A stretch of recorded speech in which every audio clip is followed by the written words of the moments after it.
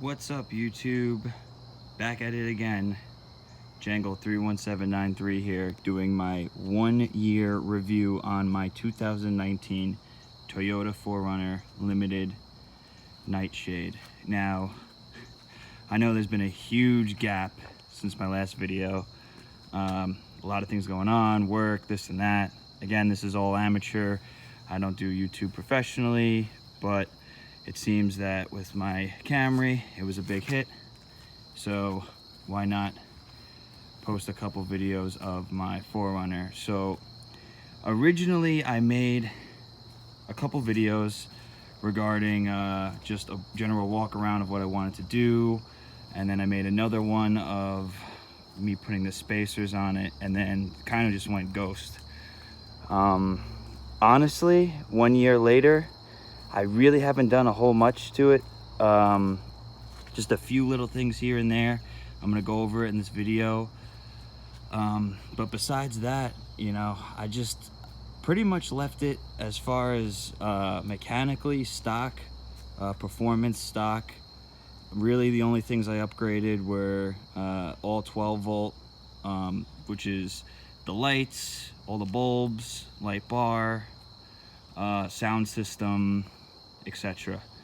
And as far as the windows, obviously you could tell I did the windows. And another thing back here, I don't know if you noticed, but these are aftermarket taillights. I de-badged the trunk trim, and it is bed armored. Kind of like the way it looks. A little bit more simple. De-badged the limited logos off the quarter panel, and put these little pods up on top. And I have to say, overall, pretty much just the way it sits, I really like the way it looks. It's not overdone, it's classy, it's simple, it's not in your face. Perfect amount of black to white. It just looks really, really nice the way it is. Yeah. About 15,000 miles I have on it. And I have to say, overall, it's pretty nice. Do I like my Camry better? Yeah, definitely. But it's just a whole nother ball game with this. You know, having the truck chassis and being able to, you know, put stuff in the back and everything like that. It's a whole different, you can't compare it to the Camry because it's just a whole nother animal. But yeah, I just washed it. Didn't do anything crazy, just a regular wash and dry, tire shine. Just kind of cleaned it up a little bit. Just want to go over a few things that I did with it. I'm basically going to start from under the hood, and then we'll take it from there. So putting in my sound system, which is going to be later on or another video, I went ahead and I did a dual battery conversion. So as you can see here, I have the big three, obviously, as I did with the Camry. I got the upgraded ground.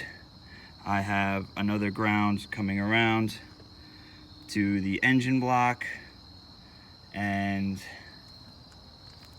here you could see the second battery, which I have grounded right here to the fender. We have the inline fuse coming straight from here, going down right to the alternator. I also have going to the second battery a dual battery isolator connected to 12 volt. So that way, when the car is off, this breaker opens, turn the car on, breaker closes, it energizes going around to the second battery. Now, I could have right here put a 1 to 2 and pretty much just had everything on one circuit. I know it was kind of overkill to run the wire to it and back, even though it's all, you know, connected. But as you can see, everything's nice and clean. Everything's really nice connections. You know, lock washers, shrink wrapped, nicey nice. You know, if it wasn't gold, I used a 4/0 ring terminal on it. And I have to say, you know, as far as the install, it was pretty simple, pretty straightforward. I did not buy any kit for the dual battery, did everything myself. This is all stuff from the Camry, so I just recycled. I had to get a few things for it, nothing crazy, but this is the exact same equipment as the Camry, just a little different setup. I had enough room to stick the battery back there, welded myself a tray, have it strapped here, and I mean, it ain't going nowhere. I've had it like this for about 6 months, no issues. Nice and clean. Coming down through the firewall into the car. I have it coming out in here, and then under the mat I have a distribution block. Under the driver's seat I have the high component setup, and under the passenger seat I have the low subwoofer setup. From here everything is snaked through the carpet, nicey nice. You can't tell, no wires exposed. Again, that'll be shown later in another video. This is kind of just a general walkthrough of the 1 year. Another thing I also did was, as you can see, I have the aftermarket pod, and these are fit to exact for this 4runner, and all they do is they mount to these brackets and they come down. Just give a quick little pan so you can see before I shut the hood.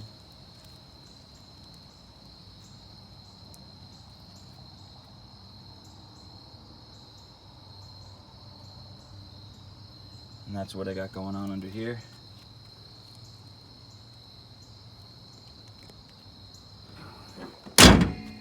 Now, over here I have the pods, and when I bought them, I looked for the best reviewed, and these had a 30-degree angle, a straight, and then another 30-degree angle.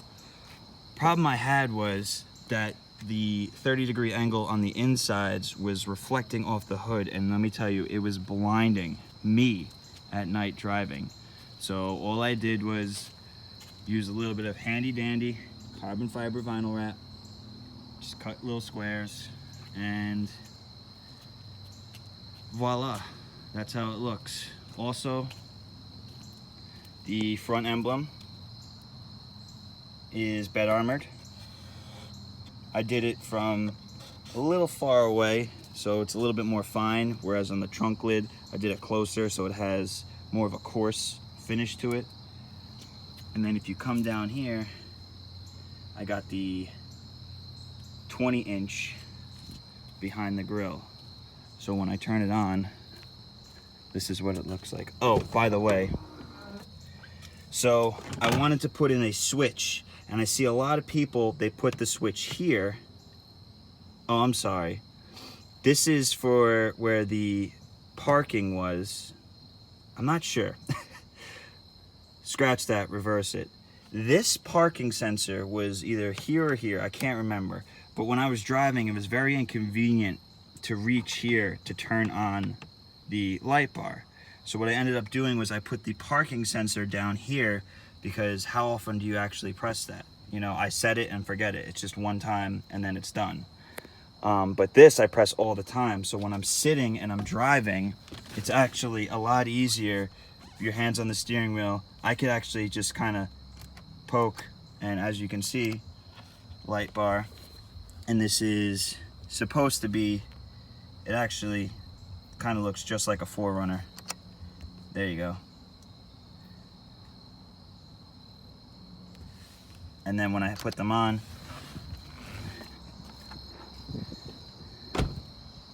this is what it looks like. So I have them all in sync. I didn't want to do a separate rocker switch for the light bar and the pods, but yeah, at night it's really bright, and you get the angle, the 30-degree angle, and I actually even set the pod at an angle, so when you're driving, you actually get, you can kind of see off to the side, and that's pretty much the light bar. As far as headlights and all the bulbs, like I said, everything got changed to LED. So come to the front, we have the 5K on the fogs, and we have the 8K for the headlights, and definitely made a big difference as far as visibility and just the overall look. Puddle lights,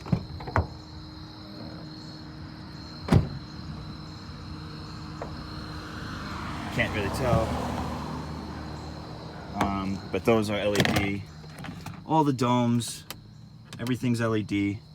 And if you want to get a glimpse of what everything looks like when it's, as you can see down here too, courtesy lights. But if you want to get a glimpse of what it looks like when everything is on, that's what I got going.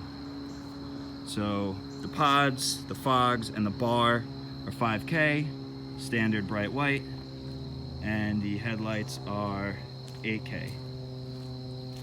Now, probably wondering what the tail lights look like. Again, these are aftermarket, but that's what the tail lights look like. And I love how they have these strips in them. It really changes, it enhances the look of the whole entire car. I'm gonna make another video of the things I don't like about the car, but for now, this is just a general walkthrough. But as you can see, it definitely makes it look way more modern. LED,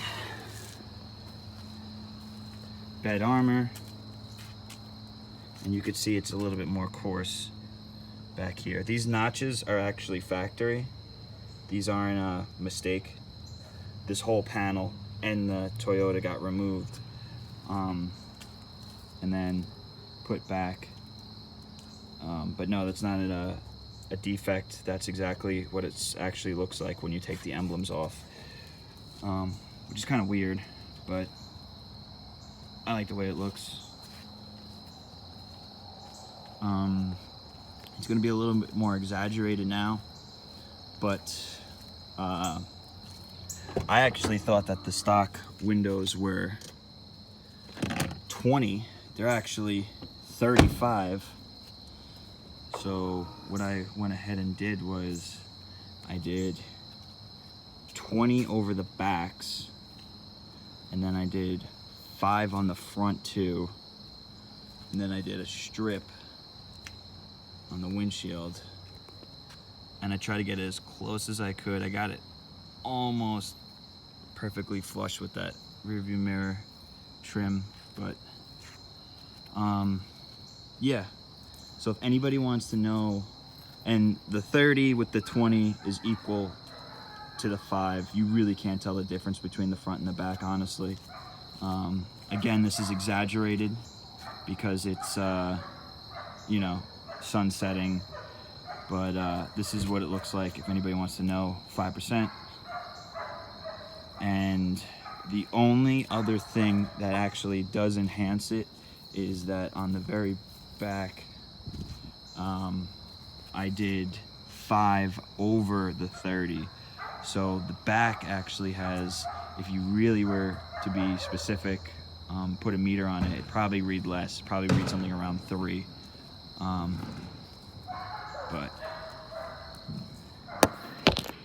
you can't see at all. I mean, I'm pressing against it. If I press against the front, you can kind of see the door handle, but it's dark. And yeah, that's pretty much what I did to it. I'm going to be making a part 2 with the sound system, and then I'm going to be making a video of things I don't like about it. And maybe like a demo or something like that. But yeah, let me know what you think. Again, 1 year, 15,000 miles, and it still looks pretty damn good, especially with the little tasteful mods. So yeah, like, subscribe, share, hate, and stay tuned because I got another video coming.